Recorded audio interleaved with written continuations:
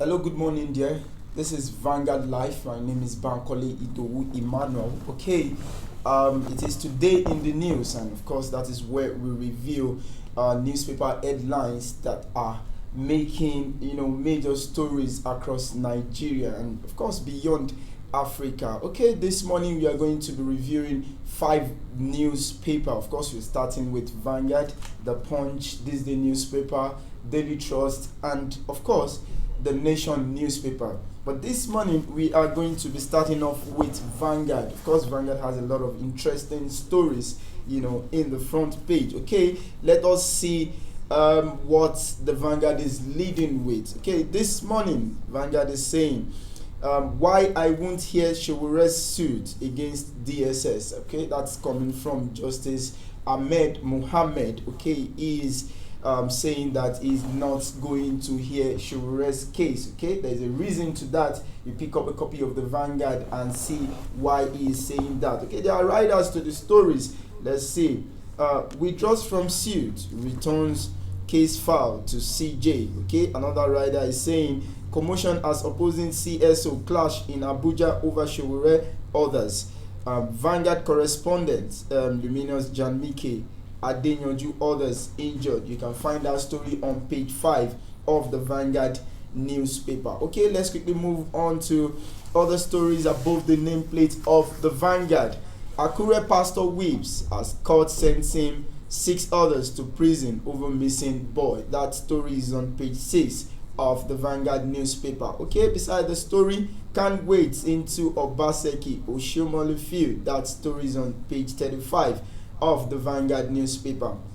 Okay, that seems like the feud between Dixon and the River State governor, it's not abated yet, because we have on page 12 here where Wike is saying Dixon colluded with APC to lose Bayelsa. That's a big one. You can find that story on page 12 of the Vanguard newspaper. Okay, you want to know why Wike is alleging that the Governor Dixon of Bayelsa colluded with APC to lose Bayelsa? Pick up a copy of the Vanguard and then you can find that story there. If you're just joining us, my name is Bankole Idowu Emmanuel, and we are doing this from the beautiful city of Lagos, southwest Nigeria.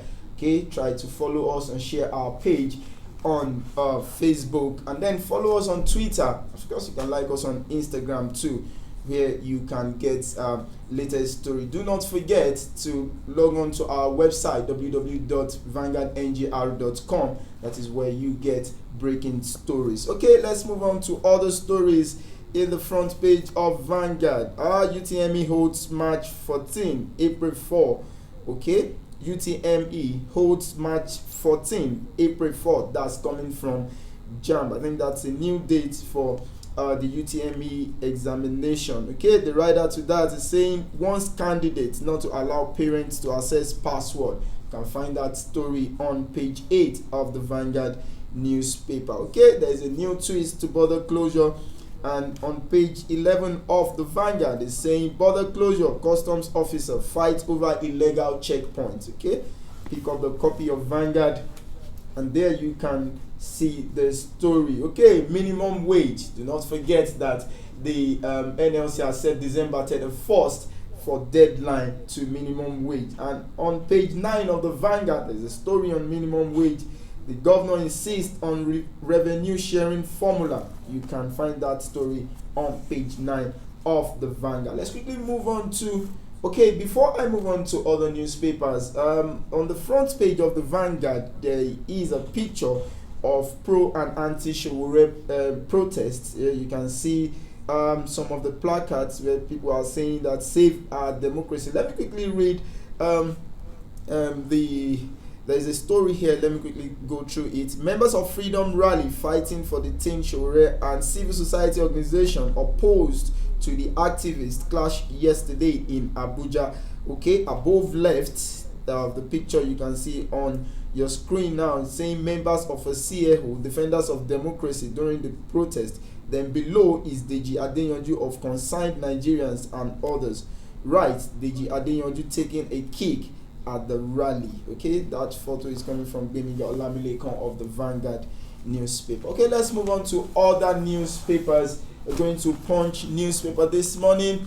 On front page of the Punch, APC rejects Obaseki's call to dissolve peace panel. APC rejects Obaseki's call to dissolve peace panel. This seems to be like there are no ending, there are no ending peace deal to all of what is happening in Edo State. Okay, the rider to that, governor not ready for true reconciliation. That's coming from the party leader, APC party leader in Edo State. And WC resolves round only Oshiomhole. This is coming from Obaseki. He is saying that Governor, the APC chairman, the NWC is actually tilted towards Oshiomhole, and then decisions by Oshiomhole are being favored over what is happening in Edo State. Pick up a copy of Punch, and then you can see that story on page 2. Okay, there is other story just above the nameplate of the Punch. Oil wells, PDP step in as Wike Dixon rift deepens. You can see that story on page 7 of the Vanguard. Okay, no date yet for border reopening, says FG. That's coming on page 30 of Punch newspaper. Okay, let's quickly move on to other stories here. Fraudster poses as my wife, buys no credit. Osun Deputy Governor.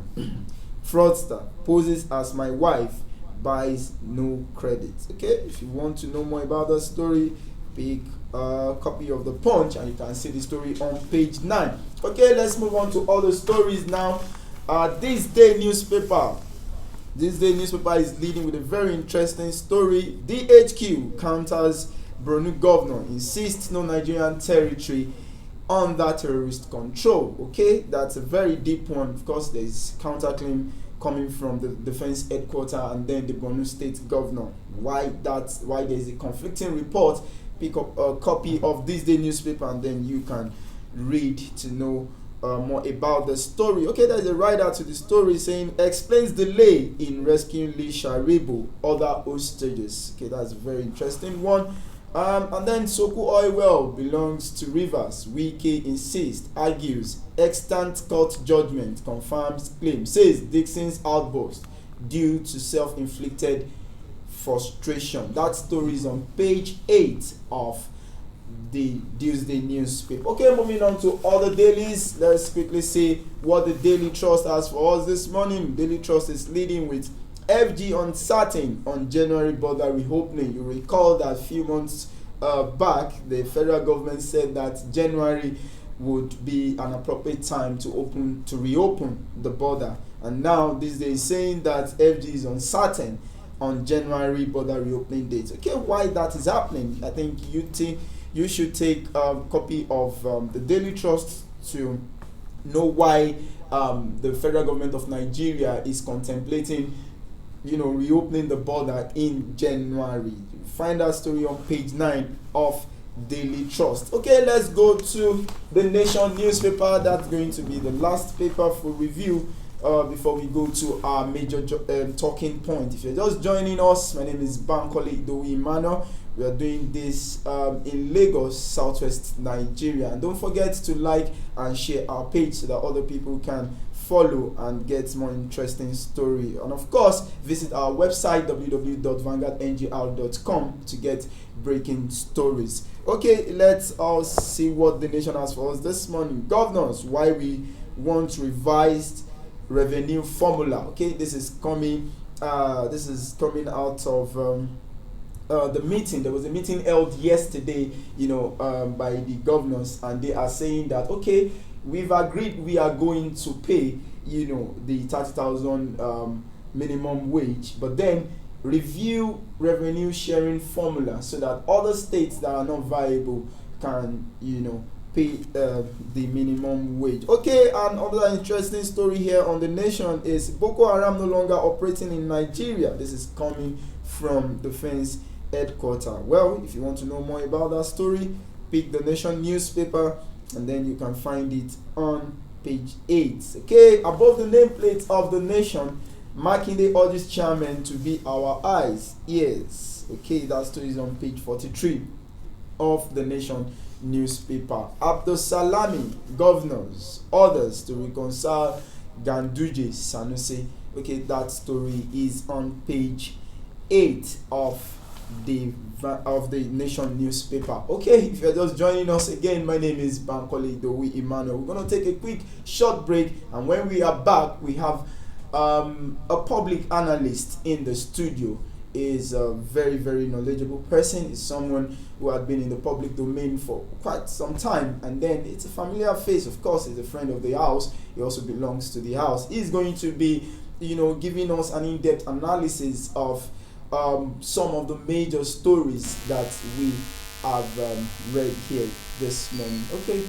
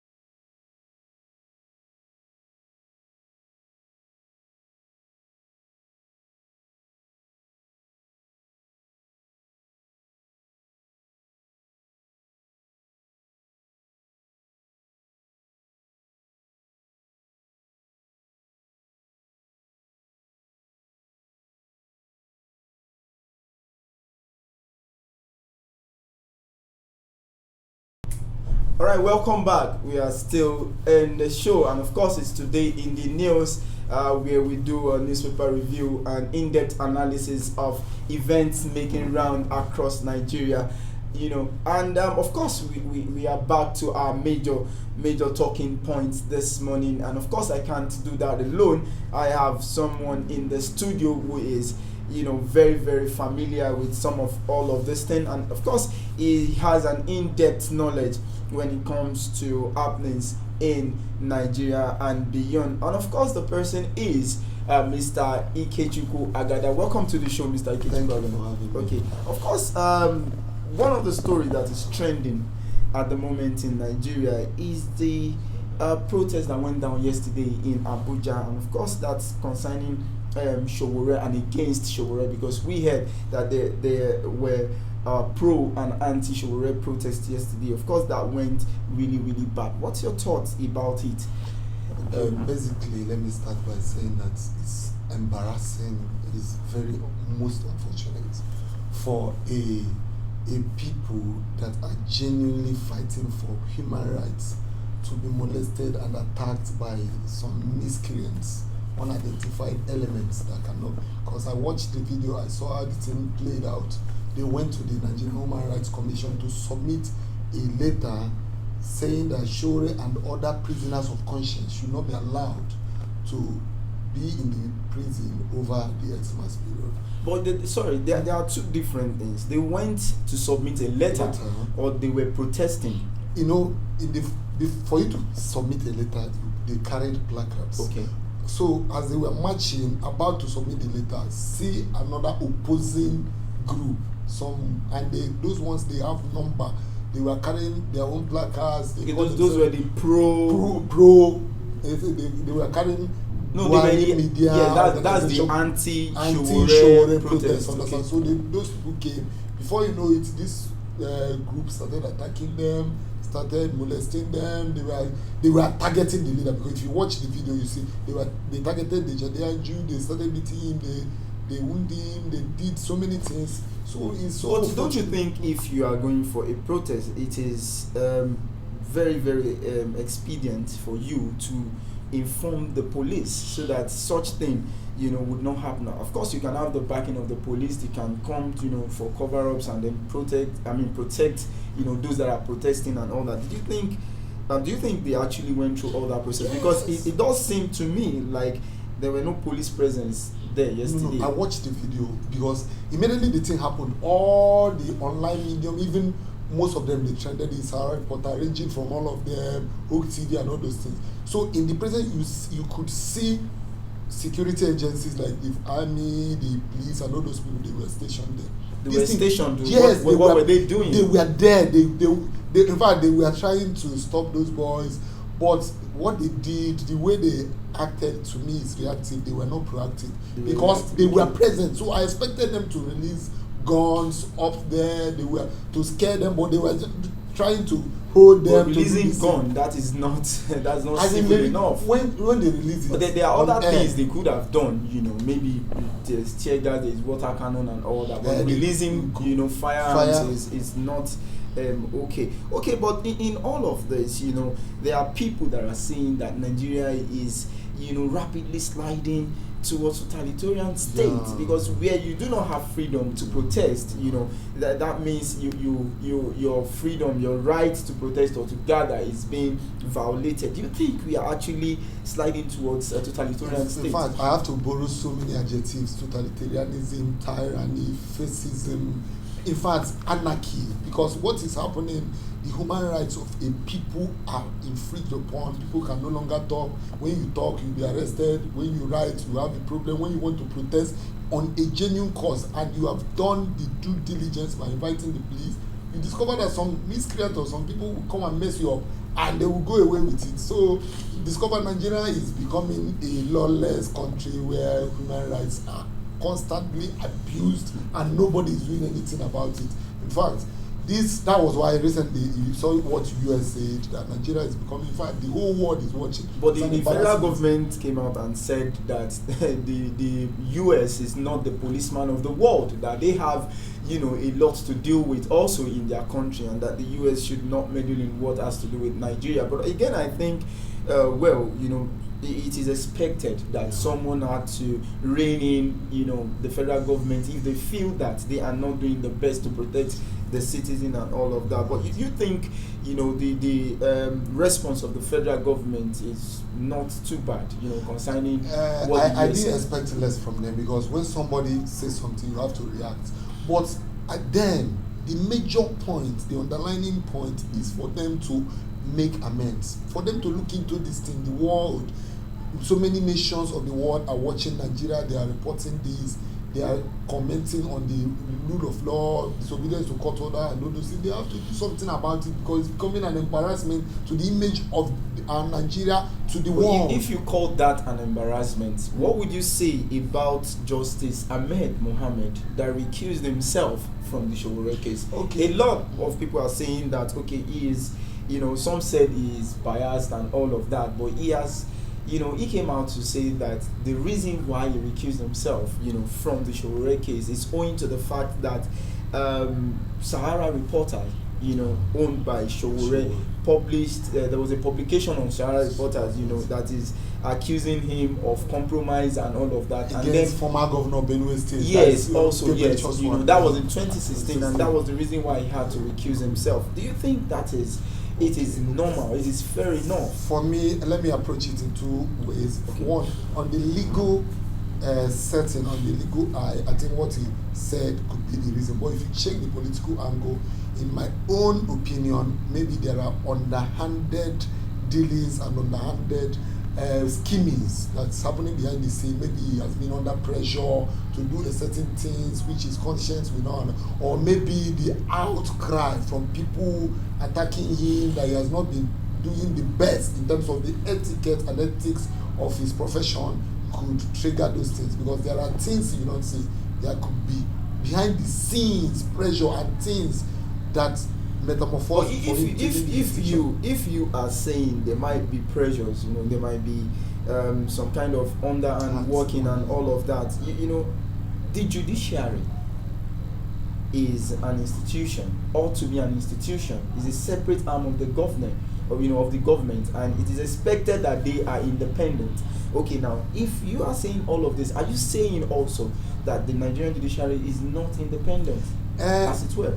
Presently now, the Nigerian judiciary is not independent. No, you cannot say that. Okay, let me establish it, because if you check the Nigerian operating system, executive, judicial, and the legislature, but we discover in this present dispensation that the judiciary, in fact, they are teleguided by the executive. No, you can't say that. Though we cannot, but you discover that most of the things they do is dancing. But don't tell me you are actually trying to see the mind of some of let me say political pundits, people that I just want to say, borrow the word from the government, that they are opposing the government, the Buhari government. Hold on. Okay. And the reason I'm saying this is that you recall that in the first tenure of President Muhammadu Buhari, there was a raid, so to speak, on the judiciary and all that. And so people are saying that because of that, they are scared, quote unquote, scared, giving justice and all of that. But is that what you are trying to say? Or are you picking your opinion from that incident that happened? Because ever since that, a lot of people have said that opposing voices, dissenting voices do not get justice again. Is that what you are saying? Okay, I will borrow a leaf from what you said. True, judges were trampled upon, they were intimidated, and so many people became afraid.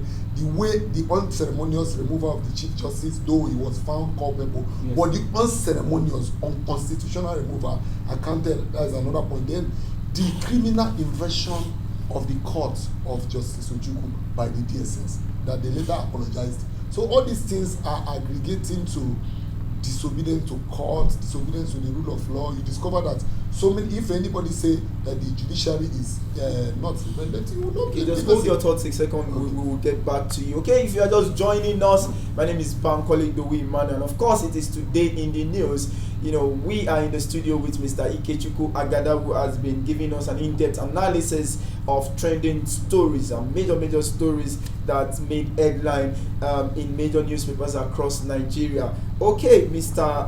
Ikechukwu Agada, once again I want to thank you for coming.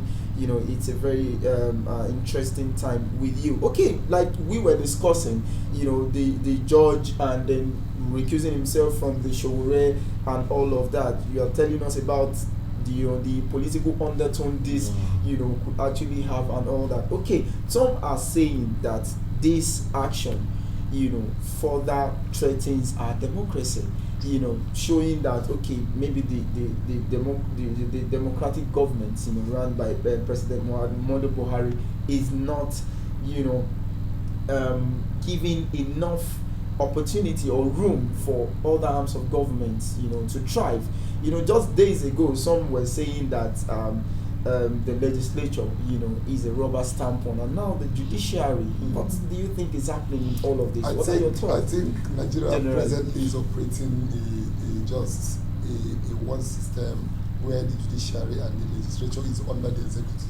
Because if you need to back this up. Yes, that's what I'm trying to do. Because if you check, recently the Senate President have been making some pronouncements that are funny. He says that there's no legislation from the executive that will not be stamped.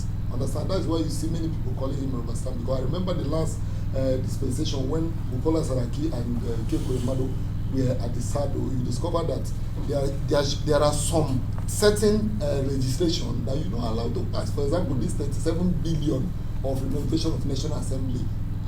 For crying out loud, it's funny. How can you use like 7 billion? This structure was put, they used 7 billion during the Abacha regime to put it on. How can you use so renovating it with 37 billion is outrageous. It's funny. You can't do that. There are so many things to put money. Hospital, bad roads, and so many other things we can use money. And remember, Nigeria is borrowing most of these monies. They are borrowing. So our debt, this thing is going high.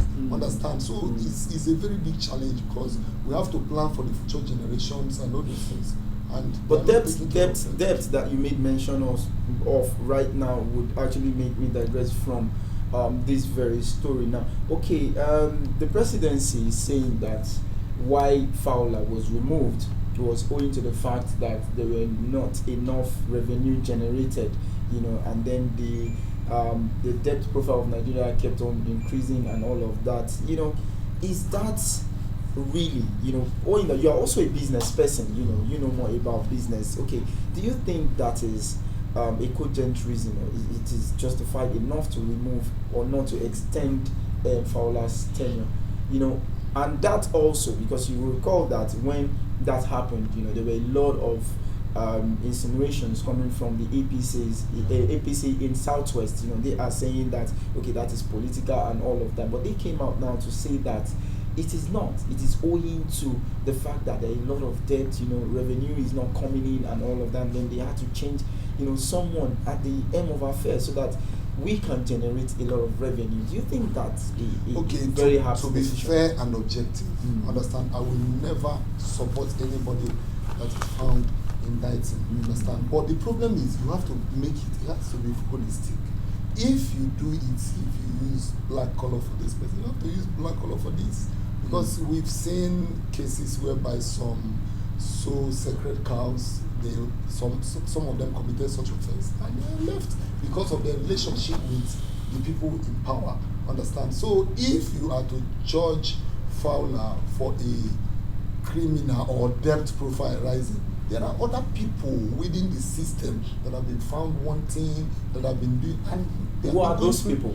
They are maybe. You can make mention. Okay, for example, recently the governor of Abia, former governor of Abia State, is in jail now because of some criminal. What happened to former governor of Gombe State, Danjuma Goje, who was found wanting on a very criminal large district? But he was set free trial during. My brother, he was set free during the election. He was only granted bail, but he's still under trial. So I don't think it's a selective justice anyway. But okay, let's quickly move on to other major talking points. Okay, Boko Haram is no longer operating in Nigeria. That is coming from defense headquarters. And then the governor of Borno State, Mr. Babagana Zulum, is saying that Boko Haram has a very huge presence in the state, but the DHQ is countering that claim, saying that no, they no longer hold any territory or local government in Nigeria. Why are we having conflicting, reports from the state governor and then the DHQ? This is a very serious one, because as a state governor, you know more about your state, you understand, and then whatever you see, people see it as, okay, it's authority. So what exactly is... Okay, basically, it will be unprofessional for me to say that what they are claiming that Boko Haram have no. But the truth is, let's look at the clearing statistics. You discover that Boko Haram are still operating. Yes, technically defeated has been a language ongoing since 2015. We have become used to the language, just like the way we eat food has been technical. Before you know it, they will strike again and take over. I commend the governor; he's doing a very good job. He's working hard since synergy with the federal government. But Boko Haram has not been technically defeated. If you follow the statistics and what is going on, you discover that most times they are still striking. But they are striking soft targets. It was not like the large scale, during the past administration where they held sway. They held about 2-3 local governments. But right now, you cannot say that a particular local government is under Boko Haram, control. You can't say that. Fine, they are soft targets, attacking, kidnapping young women, children, and all of that. Okay, but you cannot pinpoint that, okay, a particular local government is under Boko Haram control. So I think the Nigerian army ought to be, commended. Don't you think so? No, they should be commended because they are making progress. But the constant usage of the word technically defeated is just semantics. It's usage of English. It means you have defeated these people, understand? And if you have defeated somebody, that person is constantly defeated. But before you know it, these people, another state will just spring up and start doing something. So that messes up your usage of that. So in my own opinion, they are doing very well, but they should not be using that technically defeated every time. And we are used to the language. A lot of people have said that Boko Haram sprang up owing to poverty level in Nigeria, lack of unemployment and all of that. And now minimum wage is still an issue. December 31st is the date set by the NLC, and the governors are still saying that okay, they need revenue sharing formula revised and all of that. Where will all of this take us to? The truth about minimum wages is so unfortunate. Any governor that cannot pay minimum wage should just voluntarily resign. I don't see a reason why a state governor will be saying you cannot pay 30,000 minimum wage. That is not even enough to foot a family of 4 or 3. You have to do this. Okay, you are fighting for the one that concerns you, but this minimum wage, because it's the masses, you are not fighting for it. Understand? So if you have to be a leader, you should know the ethics that is involved, and it's for the masses and not for your selfish interest. All right, thank you very much, Mr. Ikechukwu Agada, for coming on the show. We hope to have you some other time. It's really a pleasure having you in the studio. Okay, if you're just joining us, this is Today in the News, and we've had a very wonderful morning here in the city of Lagos, Southwest Nigeria. We've analyzed major stories that are trending, in Nigeria today. Of course, we are so sorry we should have gone to social media or take your comment, but then do not cease to keep commenting. Of course, one of these days we'll get to read your comments. Okay, my name is Bankole Idowu Emmanuel, and this is Where We Call It a Wrap.